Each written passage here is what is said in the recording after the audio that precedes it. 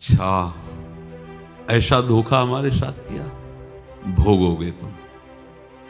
ये जो निकलता है ना भोगोगे, ये अकाट्य होता है। क्योंकि किसी का भी हृदय, मान लो किसी भी जीव जंतु को आप कष्ट दें और उसका हृदय आह भर जाए, तो वो आह वज्र की लेख तुम्हें भोगना पड़ेगा। वो आह किसी की ना लेना जिंदगी। कोई ऐसा कोई आह भर करके कह दिया तुम समर्थ हो, हम तो कुछ कर नहीं सकते, वो अंदर से दुखी, फिर तुम्हारी सामर्थ्य काम नहीं करेगी, मिट्टी में मिला देगी। ऐसा नहीं कि आप जो कर रहे हैं कोई देख नहीं रहा, कोई हिसाब किताब नहीं, जो कर रहे हैं अवश्य में भोक्तव्यम, बहुत सावधान।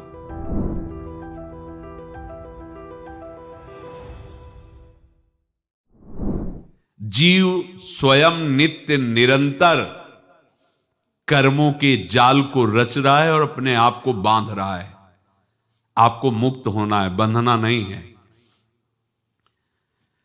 जीव का जन्म कर्मों के अनुबंध से होता है, कर्मों के बंधन से होता है, और उसको अपना ऋण चुकाना होता है।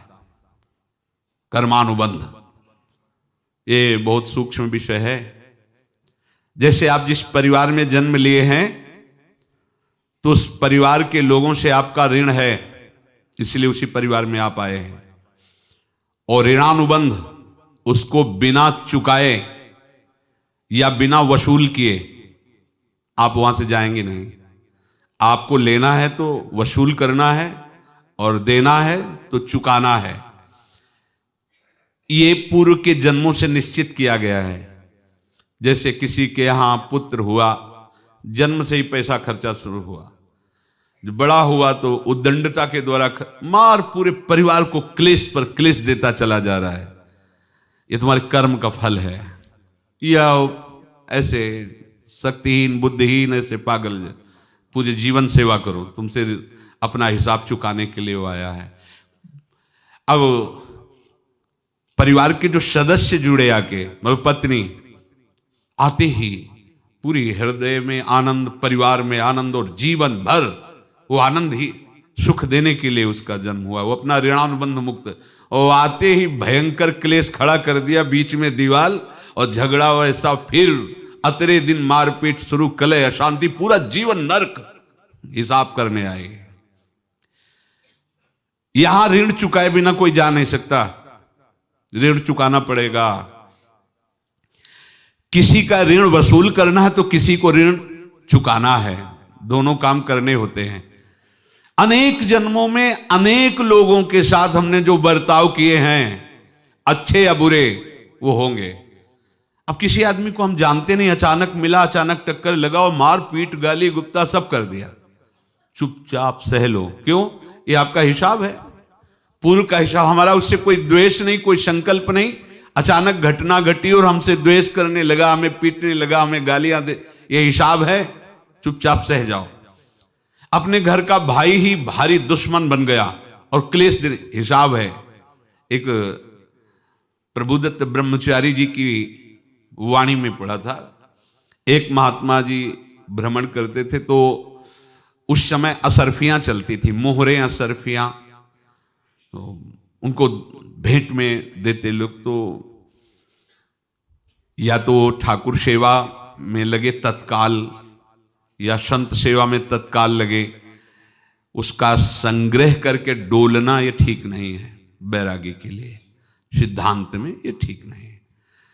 तो जब 2, 4, 6, 8 ऐसे मोहरे हुई, तो उन्होंने विचार किया कि और भ्रमण करके जब काफी मोहरे हो जाएंगी तो प्रयागराज में जब कुंभ पड़ता है, एक बार पूरे सब अखाड़े के संतों को, अलग अलग संप्रदाय सब संतों को बुलाएंगे और सबको पवाएंगे।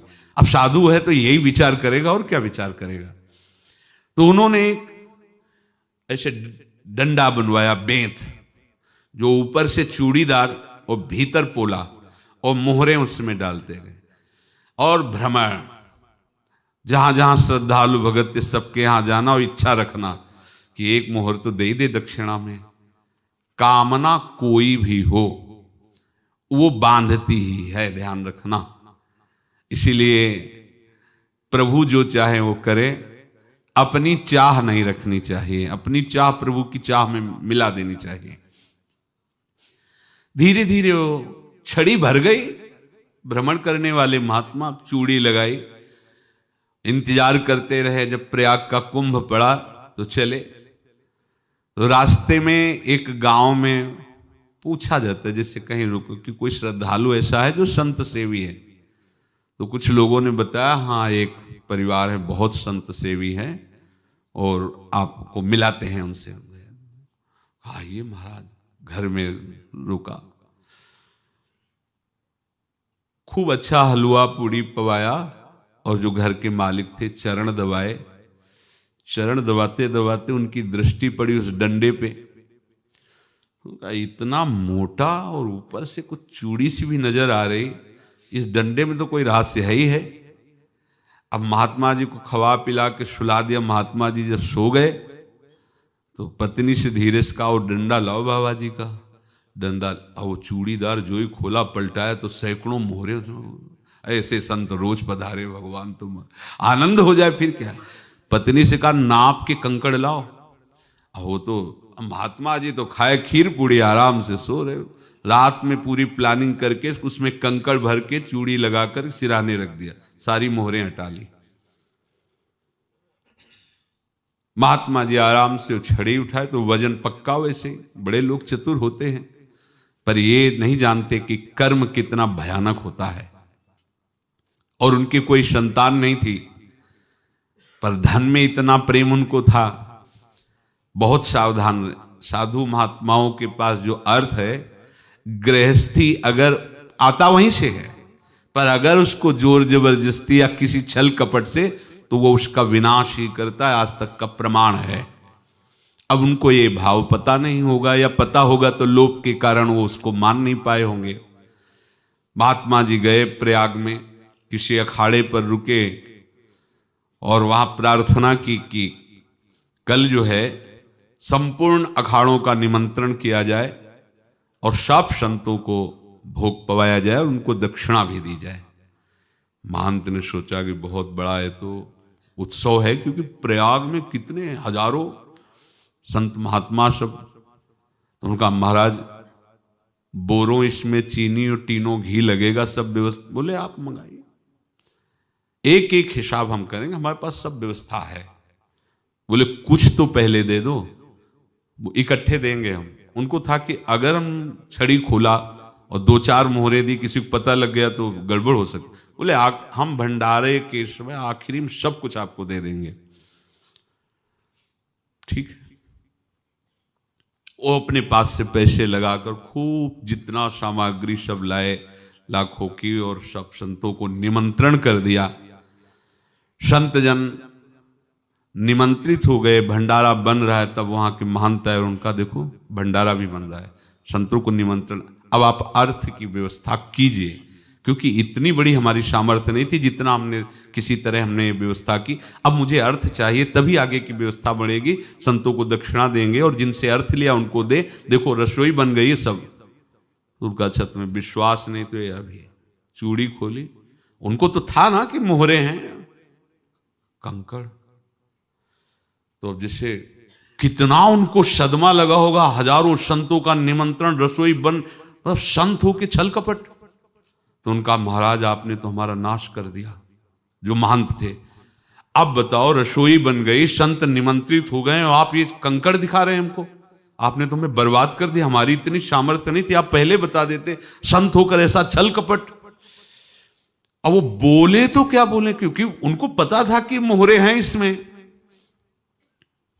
अंदर से उनका चिंतन गया उसी सेठ के पास, अच्छा ऐसा धोखा हमारे साथ किया, भोगोगे तुम। ये जो निकलता है ना भोगोगे, ये अकाट्य होता है। क्योंकि किसी का भी हृदय, मान लो किसी भी जीव जंतु को आप कष्ट दें और उसका हृदय आह भर जाए, तो वो आह वज्र की लेख है, तुम्हें भोगना पड़ेगा। वो देखो भीष्म जी को भोगना पड़ रहा है ना। सांप को ऐसे धनुष की नोक से उठाया और बंबूल के कांटों के ऊपर फेंक दिया, कई दिन तक शेदा हुआ, वो आह भर करके मरा। तो आपको 6 महीने बाणों की सैया पर आह किसी की ना लेना जिंदगी में। कोई ऐसा कोई आह भर करके कह दिया तुम समर्थ हो, हम तो कुछ कर नहीं सकते, और अंदर से दुखी, फिर तुम्हारी सामर्थ्य काम नहीं करेगी, मिट्टी में मिला देगी। फिर ये तो संत थे और भगवत आराधना के लिए, संत आराधना के लिए ही ऐसा किए हुए थे। अब इनका कैसे मुंह दिखाएं, अब क्या करें। सुबह संत जन आएंगे, सबके बीच में हमारी कि देखो इन्होंने, अब क्या करें। गए और संगम में जाके छलांग लगाई, अपने प्राण त्याग दिए। अब उनके तो पास मोहरे थी और व्यापार बढ़ा, और 9-10 महीने बाद ही लड़का हुआ। अब तो उनको कि संत फलीभूत हो गया। देखो व्यापार चल रहा, लड़का नहीं होता था, लड़का भी हो गया, बड़ा आनंद छा रहा है।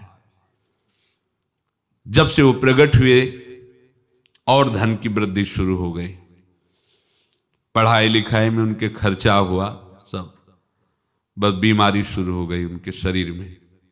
अब उसमें पैसा जाना शुरू हुआ। इतने आसक्त तो वो दोनों हो गए कि कुछ भी हो, व्यापार ठप, संपत्ति बेचना शुरू। तो उन्होंने कहा कि बेटा मैं क्या कर सकता हूं तुम्हारे लिए। बोले हमारी अंतिम इच्छा है प्रयाग चलो, और जितने प्रयाग में संत महात्मा सबको एक बार भंडारा करवाओ, हमारी इच्छा अंतिम है, क्योंकि अंतिम यही इच्छा थी। बोले अब ज्यादा संपत्ति तो नहीं रह गई, तो बोले घर बेच दो, मेरे लिए ही तो है, बेच दो। मुझे लगता मैं बचूंगा नहीं, पर मेरी अंतिम इच्छा पूर्ण कर दो। घर बेच दिया, जेवर बेच दी। वहां गए, जब संत सेवा की तो बोले मुझे संगम तक ले चलो। संगम तक ले गए और बोले समझे तुम चुराए थे और हमने उसको छीना है, कुछ नहीं रह गया तेरे पास कुछ, अब केवल ममता और आसक्ति में जल कर मर और नरक प्राप्त कर। मैं वही महात्मा हूं जिसकी तूने मोहरे ली थी, शरीर छोड़ दिया। महात्मा को जन्म लेना पड़ा और इनको दुर्गति भोगनी पड़ी। ऋणानुबंध होश में, ऐसा नहीं कि आप जो कर रहे हैं कोई देख नहीं रहा, कोई हिसाब किताब नहीं, जो कर रहे हैं अवश्य में भोक्तव्यम, बहुत सावधान। अनेक जन्मों में अनेक लोगों से जो कुछ लिया दिया है, इस लेने देने को मिटा देने के बाद ही तुम मुक्त हो गए। इसीलिए एक उपाय है, लेना न देना मगन रहना। क्या? मालिक को समर्पित हो जाओ, मालिक को अपना माना हुआ समर्पित कर दो, खत्म। अहम त्वाम स्वरूपापेभ्यो मोक्षयिष्यामि, सब खत्म। आगे पीछे लेना देना सब खत्म। एकादश स्कंद में भगवान श्री कृष्णचंद्र जी ने कहा, जो मेरे चरणों का आश्रय लेकर भक्त मेरा भक्ति करता है, उसके पितृ ऋण, मातृ ऋण, देव ऋण, ऋषि ऋण, सब ऋणों से मैं मुक्त कर देता हूं। बस यही एक उपाय है जो इसके बंद करने का उपाय भक्तों के लिए है, वो यही है, भगवान की शरण में होकर अपना माना हुआ पूरा भगवान के अर्पित कर दो। अर्पित करने का तात्पर्य उसमें अहम हटा दो। तो दियम वस्तु गोविंदम तुभ्यमेव समर्पये। जिनसे तुमने सेवा करवाई है उनकी सेवा करनी पड़ेगी, जिनसे तुमने जो कुछ लिया है उनको देना पड़ेगा। ये लेने देने का व्यापार जब तक समाप्त नहीं होगा तब तक तुम्हारा जन्म मरण चलता रहेगा। अब आपको यहां समझना है, यदि आपसे किसी ने पैसे लिए बेईमानी करके नहीं दे रहा है तो आप उसको गाली मत दीजिए, आपने बेईमानी की थी इसलिए आपकी बेईमानी हुई है, ले गया, कोई बात नहीं है, बंधन से मुक्त हुए, जो बोझा था चला गया। उसको ऐसा ना देखे कि ये बेईमान हमारे रुपए मार लिए, अब जो कुछ होगा देखेंगे। अगर आप आगे नया कुछ करते हैं तो फिर आगे का हिसाब आपको भोगना पड़ेगा, ध्यान रखना। ऐसा नहीं है कि आपको भोगना नहीं पड़ेगा। एक ही उपाय है कि अब जो शरीर धारण किए इसी में जो भोग ले, आगे ना होना चाहिए। तो क्या करे? सर्वतो भावेन भगवान की शरण ले ले। ये तो सर्वाणि कर्माणि मयि सन्न्यस्य मत्पराहा अनन्येनैव योगेन माम ध्यायन्तु उपासते तेषामहं समुद्धर्ता मृत्यु संसार से। ये बड़ा कठिन है पार होना, कोई छोटी मोटी बात है। एक महात्मा बाल्यावस्था से भजन करते थे, शालिग्राम भगवान पास रखते थे और उन्हीं की आराधना करके बस पाठ नाम जप और भ्रमण करते थे। यौवन अवस्था थी, गंगा जी के किनारे अपने ठाकुर को विराजमान करके स्नान करने के लिए कपड़ा ही उतार रहे थे कि 90 लोग आ गए, भाला तलवार सब ले, मारो मारो इसको मारो, घेर लिया। तो उन्होंने हाथ जोड़कर कहा हमने क्या अपराध किया, कोई सुन ही नहीं रहा। तो उन्होंने कहा मार तो डालोगे ही आप 90 लोग, हम कोई अस्त्र शस्त्र तो लिए नहीं, एक बार हमें गंगा में डुबकी लगा देने दो और अपने ठाकुर को स्नान करा देने दो, फिर इसके बाद आप मार देना। भगवत इच्छा से वो लोग रुक गए, स्नान किया और अंदर से प्रार्थना की, प्रभु ये क्या लीला है आपकी, आपके सिवा मेरा कोई है नहीं और ये मुझे मारना चाहते हैं। तो भगवान ने जानते हो क्या कहा उनके अंतर में, तुम मेरे में ध्यानस्थ हो करके शरीर को छोड़ो, ये लोग मारेंगे, ये मेरे भजन का फल है कि तुम्हें 90 जन्म नहीं लेना पड़ेगा, एक ही जन्म में 90 मिलके, तुमने 90 हिंसा की थी पूर्व में, तो तुम्हें 90 बार जन्म लेना होता और एक एक करके मारते। ये मेरे भजन का प्रताप है कि एक बार में ही 90 का हिसाब हो जाएगा। तुम आंख मूंदो, मेरे ध्यान में मगन रहो, मेरे प्रताप से तुम्हें कोई चोट नहीं होगी और स्वाभाविक मूर्छावस्था में प्राण तुम्हारे छूट जाए। ऐसा ही हुआ, ऐसा हुआ। तो ये बात समझ लो कि ये जो कर्मानुबंध है, ऋणानुबंध है। अब देखो, अगर शाप महात्माओं ने दिया कि तुम्हारे वंश का इससे विनाश होगा, तो भगवान भी परम धाम जा रहे तो उसी कील से, बाण की नोक में जो मछली लील गई थी छोटा कण, उसी से की नोक बनाई और उसी नोक को प्रहार किया, भगवान के श्री चरण में वही बाण की नोक लगी और भगवान ने स्वीकार किया ना। स्थिति है जहां भीतर समता आ जाती है, वहीं प्रेम उतरता है। इच्छाएं ही बंधन है। मनुष्य सोचता है कि बाहरी परिस्थितियां उसे बांध रही हैं, पर वास्तव में उसे उसकी कामनाएं बांध रही हैं। इच्छा का नाश ही मोक्ष है। जब भीतर केवल भगवान के भजन की चाह रह जाए और बाकी सब इच्छाएं क्षीण होने लगे, तभी वास्तविक स्वतंत्रता आती है। इसलिए कामनाओं को भगवान के चरणों में समर्पित कर देना ही श्रेष्ठ है। धीरे धीरे मन शांत होने लगता है, भूत और भविष्य का चिंतन कम होने लगता है, नाम जप के अभ्यास से मन उसी में टिकने लगता है। ये तुरंत नहीं होता, अभ्यास से होता है। बार बार मन भागेगा, बार बार उसे वापस लाना पड़ेगा, यही साधना है। मन मंथरा की तरह बार बार समझाएगा, बहकाएगा, विषयों की ओर ले जाएगा। यदि पहली ही बार उसे कठोरता से नहीं रोका गया तो वह भीतर अपना राज्य जमा लेता है। इसीलिए भजन का बल आवश्यक है। यदि भजन नहीं चल रहा तो संसार का चिंतन चलता रहेगा। मन को किसी न किसी विषय में लगना ही है, इसीलिए उसे नाम में लगाना होगा। धीरे धीरे इच्छाएं कमजोर पड़ने लगेंगी और भीतर भगवत आनंद का अनुभव प्रारंभ होगा। जब साधक के भीतर यह भावना जागती है कि संसार का प्रत्येक सुख वास्तव में दुख का ही रूप है, तभी उसके जीवन में वास्तविक मोड़ आता है। बाहर से जो आकर्षक दिखाई देता है, भीतर जाकर वही बंधन बन जाता है। इंद्रियों का प्रत्येक विषय पहले मधुर प्रतीत होता है, फिर धीरे धीरे मन को बांधकर अशांत कर देता है। यही कारण है कि संसार को दुखालय कहा गया। यहां जो सुख दिखता है वह स्थायी नहीं है, वह केवल माया का ऐसा आवरण है जो थोड़ी देर के लिए जीव को मोहित कर देता है। जैसे कोई व्यक्ति स्वप्न में सुंदर महल देखे और जागते ही सब समाप्त हो जाए, वैसे ही विषयों का सुख भी क्षणिक है, पर जीव उसे सत्य मानकर बार बार उसी में दौड़ता रहता है। इसीलिए जब भी इंद्रियां गलत मार्ग की ओर जाएं, उसी समय उन्हें रोकना आवश्यक है। साधना का अर्थ केवल बाहर बैठ जाना नहीं है। साधना का सबसे बड़ा युद्ध भीतर चलता है। मन बार बार विषयों की स्मृतियां लाता है, इच्छाएं जगाता है, भोगों का चित्र खींचता है और उसी समय साधक को दृढ़ होकर नाम में टिकना पड़ता है। नाम जब चलता रहे और भीतर उठती इच्छा को स्वीकार न किया जाए तो धीरे धीरे उसका बल टूटने लगता है। मन बार बार वही प्रस्ताव रखेगा, कभी 10 बार, कभी 100 बार, पर साधक को मानना नहीं है। यही अभ्यास आगे चलकर मन को पराजित करता है। मन का स्वभाव बड़ा चतुर है, वह सीधे सीधे नहीं फंसाता, पहले धीरे से सलाह देता है, फिर उसे उचित सिद्ध करता है, फिर उसी में जीव को डुबो देता है।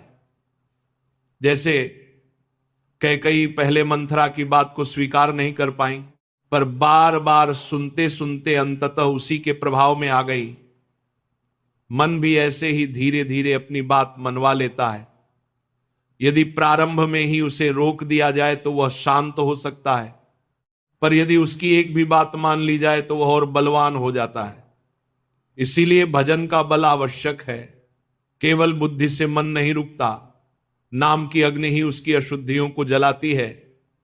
यदि भजन नहीं चल रहा तो संसार का चिंतन अवश्य चलेगा, मन खाली नहीं रहता।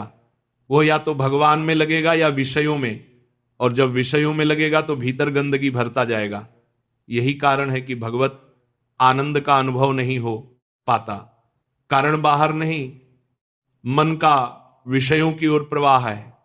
जब तक यह प्रवाह नहीं रुकेगा तब तक भीतर शांति नहीं आएगी। यह भी तुरंत नहीं होता, अभ्यास चाहिए, निरंतर अभ्यास। बार बार मन को पकड़कर नाम में लगाना पड़ता है। धीरे धीरे एक अवस्था आती है जहां मन शांत होने लगता है। बोलने की इच्छा कम होती है, अधिक खाने की इच्छा कम होती है, व्यर्थ मिलने जुलने की चाह घटती है। इच्छाओं का कम होना ही मोक्ष की दिशा है, क्योंकि इच्छा ही बंधन है। जब तक मनुष्य के भीतर कुछ पाने की कामना है तब तक वह बंधा हुआ है। चाहे वह सांसारिक वस्तु की इच्छा हो, चाहे मान प्रतिष्ठा की, चाहे किसी विशेष अनुभव की। इच्छा का अर्थ ही है कि मन कहीं और दौड़ रहा है। भक्ति का वास्तविक स्वरूप तब आता है जब भीतर केवल भगवान के चरणों में रहने की चाह रह जाए। इसलिए कहा गया कि जो समस्त कामनाओं से रहित होकर भगवान के रस में लीन हो गया वही वास्तविक भक्त है। वहां फिर संसार की वस्तुओं का आकर्षण नहीं रह जाता, केवल एक ही प्यास रह जाती है, प्रभु का स्मरण, प्रभु का नाम, प्रभु का चिंतन। यह संसार बड़ा विचित्र है। यहां दुख भी कई बार सुख का रूप धारण करके आता है, जीव उसे पहचान नहीं पाता। जिस वस्तु को पकड़कर वह प्रसन्न होता है वही आगे चलकर उसके रोने का कारण बनती है। इसीलिए विवेक आवश्यक है। संसार की प्रत्येक वस्तु नश्वर है, जो आज है वह कल नहीं रहेगा। इसीलिए साधक को सीखना पड़ता है कि इंद्रियों की प्रत्येक मांग को सत्य न माने। मन यदि किसी भोग की ओर भाग रहा है तो उसी समय उसे रोककर नाम में लगाना होगा। धीरे धीरे मन की दिशा बदलने लगती है। नाम का अभ्यास प्रारंभ में कठिन प्रतीत होता है, क्योंकि मन अनेक जन्मों से विषयों में भटकता आया है। जब उसे भगवान में बैठाना चाहते हैं तो वह बेचैन होता है। पर यही संघर्ष साधना का वास्तविक श्रम है। कोई भी बड़ी प्राप्ति बिना परिश्रम के नहीं होती। मन बार बार हटेगा, फिर पकड़ कर लाना होगा। इसी को अभ्यास योग कहा गया। धीरे धीरे नाम भीतर उतरने लगता है, फिर मन को उसी में स्वाद आने लगता है। जब भीतर वास्तविक भक्ति का अंकुर फूटता है तो साधक को संसार की बातों में रस कम होने लगता है। उसे अनुभव होने लगता है कि अभी वह भजन नहीं हो रहा जो होना चाहिए।